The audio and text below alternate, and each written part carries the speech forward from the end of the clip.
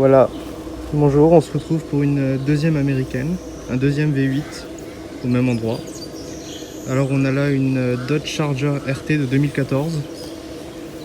Donc c'est un V8 5 litres 7. Vous pouvez le voir. Avec ce beau cache. EMI Dodge. Donc un V8 5 litres 7 de 370 chevaux. Donc c'est un beau bébé, en longueur 5,77 m, en largeur 1,90 m. C'est plutôt large, une énorme berline, très confortable, mais pour un poids de près de 2 tonnes, 1929 kg. Une très belle signature lumineuse, comme vous allez le voir maintenant. Voilà. Cette longue barre qui est très belle et qui est très distinctive de Dodge maintenant. Ensuite, sur la voiture, on a l'aileron qui a été refait en carbone. C'est un covering qui rappelle le capot, comme vous pouvez le voir. Voilà la tête qu'elle a sans le capot ouvert. La grille avant en chrome. Une très belle voiture, très grosse, mais un bonheur à conduire. Même si elle a des suspensions sport, elle se balade beaucoup sur la route. Faut pas essayer de zigzaguer ou de rouler en évitant les voitures. Donc on peut la démarrer à distance.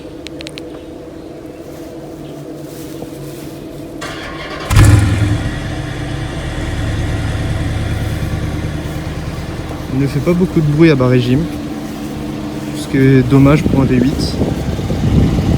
Mais une fois qu'on monte dans les tours, ça devient plutôt impressionnant. Vous verrez ça après dans la conduite de la voiture. On va passer à l'intérieur. Alors cuir, plutôt bien fini pour une américaine.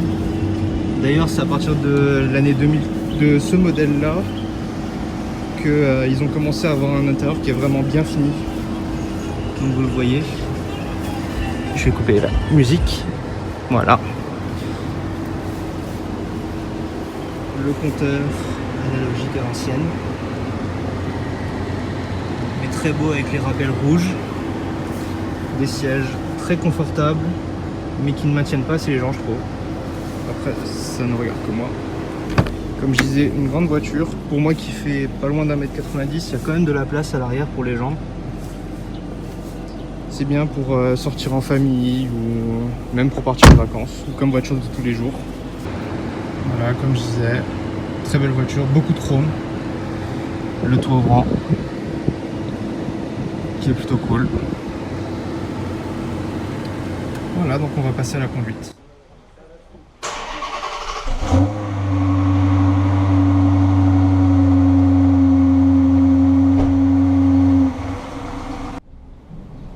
Un gros point faible, je trouve, pour une voiture qui est à imbécile, va.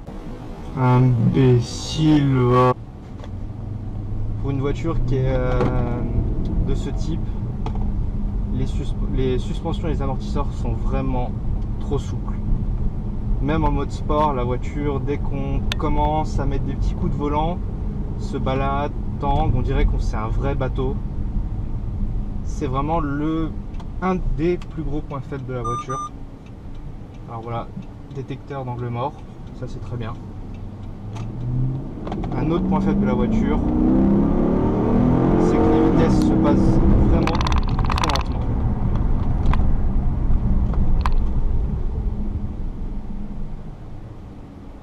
Il y a un temps de latence entre le moment où on accélère et le moment où la vitesse se passe qui est à mon goût trop important et qu'on ne retrouverait pas sur des berlines du même style chez les Allemands, donc une classe E, classe S, série 5. C'est vraiment dommage, mais ça fait partie de la voiture, on s'y fait, on sait que pour doubler, même si on met le pied à fond dedans, ça va mettre un petit temps pour réagir, donc on fait avec et on s'y habitue même à force. Donc on va essayer le mode sport. la voiture qui est tout de suite plus nerveuse. Les vitesses qui se passent plus tard.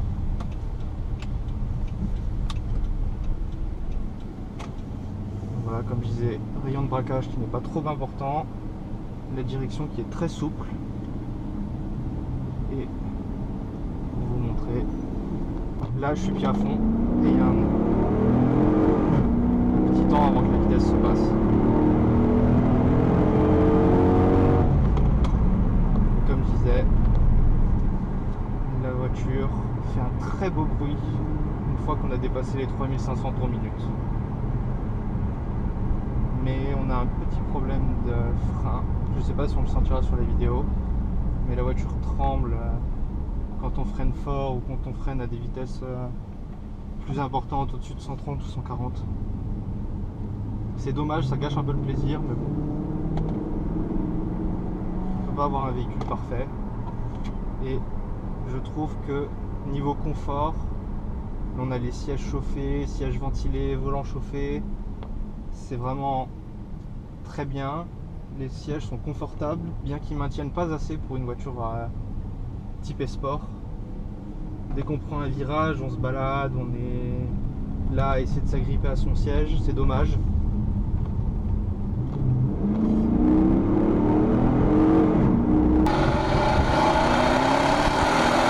Le beau bruit du V8.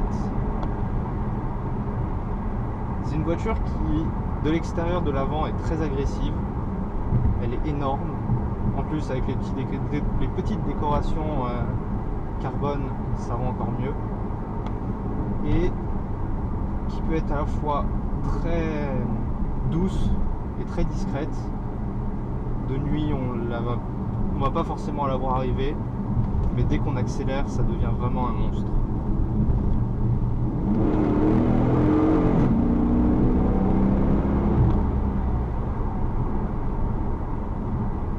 Et chose assez drôle, on va dire, dès qu'on lâche l'accélérateur, la voiture se passe en mode éco. Comme si pour un gros V8 on pouvait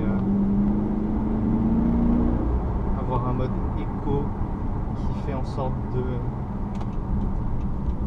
d'économiser de l'essence alors qu'on a une conduite qui colle pas du tout avec le mode éco.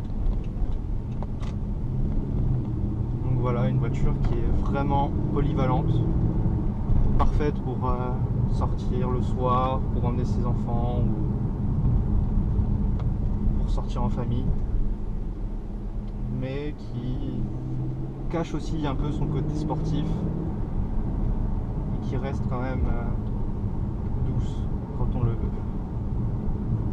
Donc voilà, je vous remercie d'avoir regardé la vidéo jusqu'au bout. Si vous avez des questions sur la voiture ou sur d'autres vidéos qu'on a sorties, n'hésitez pas à les poser en commentaire. N'oubliez pas de liker et de vous abonner. Merci et bonne journée.